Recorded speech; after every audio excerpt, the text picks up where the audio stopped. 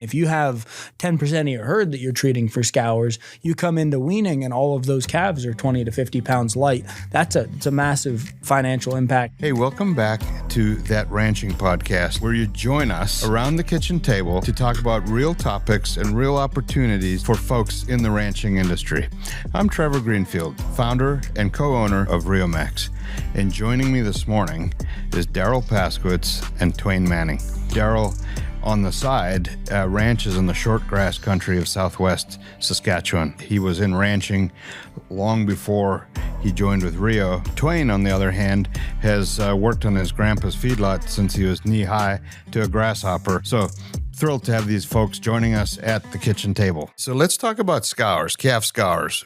We all know it. It's whether it's a bloody scour like a coccidiosis or cocci, or salmonella, E. coli type scour. It's a headache. It's a pain for these ranchers in the springtime. And let's talk about that, Daryl. Yeah, it is a huge, everywhere you go, somebody's at one time or another has fought scours. It's not something that's rare necessarily or a geographical location only in one or two spots. This is widespread and it's a big problem. What we can do with cattle on Riomax is really reduce that way down. You may not have 100% scour-free days from here on out once you get on the tubs, but what we see time and time again is that it's greatly reduced or in some cases completely eliminated. The guys aren't seeing it anymore and they fought it for potentially years in the past. When we're seeing bacterial scours, which E. coli happens to be, I think, the leading cause of bacterial scours, the moment that animal consumes Riomax, we've got the Riomax yeast for one thing in there that is tying up as soon as it comes in contact within seconds, tying up and agglutinating, contacting and sticking to that E. coli, rendering it useless. It gets tied up, flushes out the back end of the animal. That's one of the most powerful ways to fight that. Back to the study we did in the lab on Riomax. Can you talk to that? What we saw? In terms of tying up? Yeah, I've been done on both E. coli and salmonella, and within 30 seconds, you can see visually with your eye that you're tying up, and agglutinating is the word we use, that it's rendering the bacteria unabsorbable by the animal. It's not going to affect the animal, even once it's flushed out of the system and back out on the ground. If it's licked up out of the mud or water puddle by another animal, it's already bound to that yeast cell wall. Deactivated. Yeah. Neutralized. It's pretty awesome technology. And of course, all natural versus using a chemical or a drug approach. And what you said is we're not saying you're never going to have a calf with scours again because there's weather events and different things that happen. But I know we had a rancher up in Canada, and he had been previous year, they had health issues to no end. He was treating 5 to 6 calves a day. I think his herd he had about 300 cows. So not that many cows, and they're treating for a whole month. It was 5 to 6 calves a day. They were hauling them to the vet for IVs.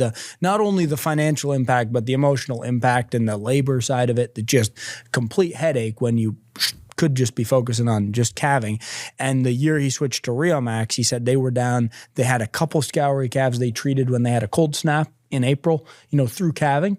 But with that, just to reduce it down, and then the calves you do have to treat are that much more responsive because their immunity is that much higher. It makes such a difference to the overall operation in a year.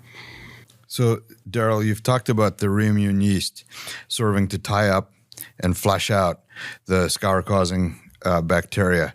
And then in addition to that, we have the DE, diatomaceous earth, just one of the ingredients that goes after scours, and that is more of a mechanical kill focused on both internal parasites but also coccidiosis.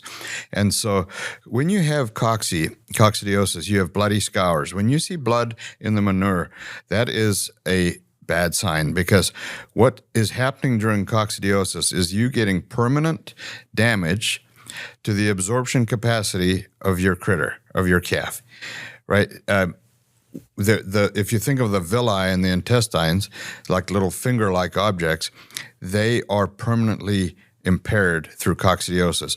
So treating scours is not just a nice to have, it is essential for the profitability of a ranching operation.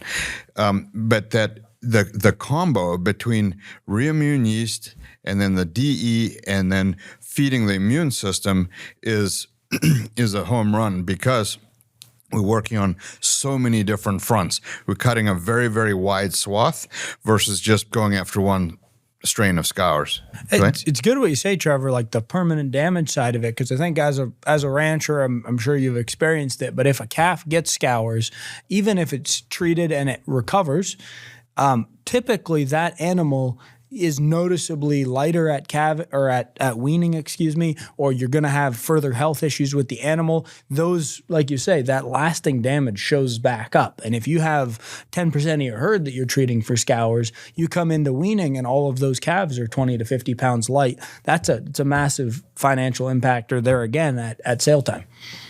Yeah, an old nutritionist explained it to me. He said, if you think of those finger-like objects in the intestine, and with cocci, if you reduce the height, like if you chop your fingers in half, you've reduced the nutrient absorption capacity of that calf ongoing. So, having the right tools in the toolbox to go after not just one, but bacterial scours as well as coccidiosis is a very powerful thing for folks to have. Well, that wraps us up for this morning.